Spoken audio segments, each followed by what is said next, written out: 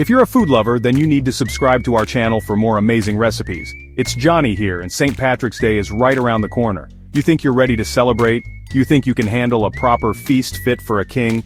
Well, get your aprons on and listen closely. I'm about to show you how to cook up 5 dishes that'll make this St. Patty's Day one they'll never forget. We're talking classic Irish soda bread, a proper corned beef and cabbage, creamy colcannon, a shepherd's pie, and some mint chocolate chip cookies. Get ready to get your hands dirty because we're about to turn your kitchen into a full-blown Irish celebration.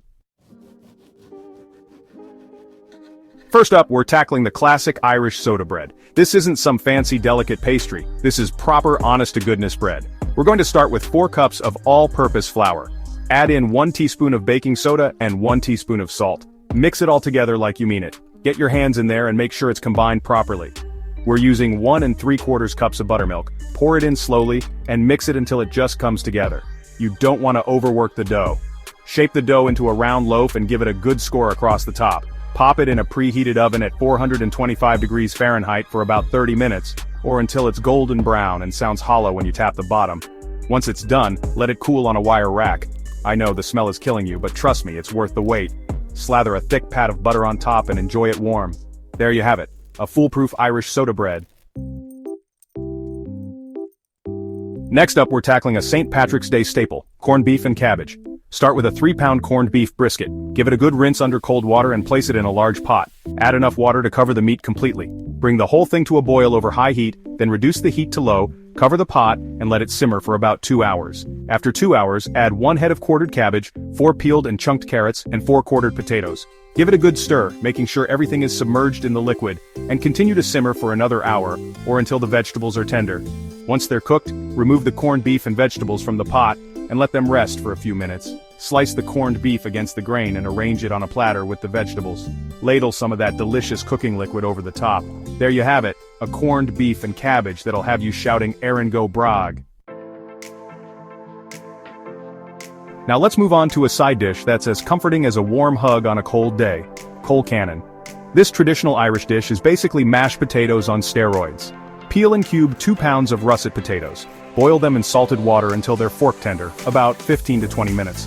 While the potatoes are doing their thing, let's get started on the cabbage or kale. Thinly slice half a head of cabbage or chop up a few handfuls of kale. Heat 4 tablespoons of butter in a large pan over medium heat.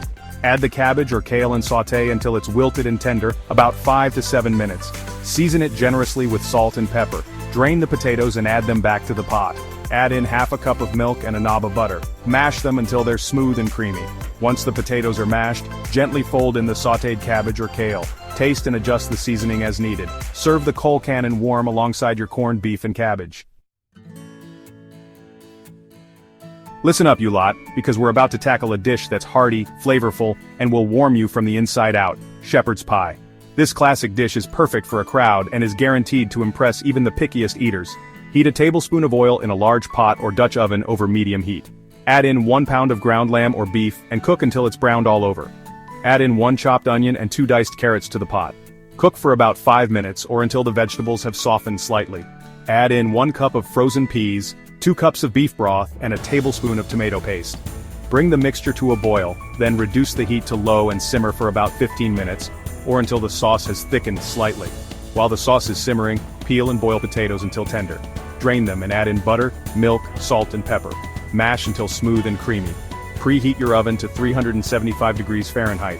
Pour the meat mixture into a baking dish. Spread the mashed potatoes evenly over the top, making sure to seal the edges. Bake for about 20 to 25 minutes or until the mashed potatoes are golden brown and the filling is bubbly. Let it cool for a few minutes before serving. Now for the grand finale, the piece de resistance, mint chocolate chip cookies. These little beauties are the perfect way to end your St. Patrick's Day feast on a sweet and festive note. Cream together 1 cup of softened butter with 3/4 cup of granulated sugar and 3/4 cup of packed brown sugar until the mixture is light and fluffy. Crack in 2 large eggs and add in 1 teaspoon of vanilla extract. Mix until everything is well combined. In a separate bowl, whisk together 2 1/4 cups of all-purpose flour, 1 teaspoon of baking soda, and half a teaspoon of salt. Gradually add the dry ingredients to the wet ingredients, mixing until just combined. Add in 1 cup of mint chocolate chips and a few drops of green food coloring. Gently fold them into the dough. Cover the dough and chill it in the refrigerator for at least 30 minutes. Preheat your oven to 375 degrees Fahrenheit. and line baking sheets with parchment paper. Drop spoonfuls of the chilled dough onto the prepared baking sheets, leaving about 2 inches between each cookie. Bake for 10 to 12 minutes, or until the edges are golden brown. Let the cookies cool on the baking sheets for a few minutes before transferring them to a wire rack to cool completely. And there you have it, perfectly festive and delicious mint chocolate chip cookies. They're sure to disappear faster than a leprechaun on a pot of gold. There you have it, you lot. 5 incredible dishes that are guaranteed to make your St. Patrick's Day celebration a runaway success.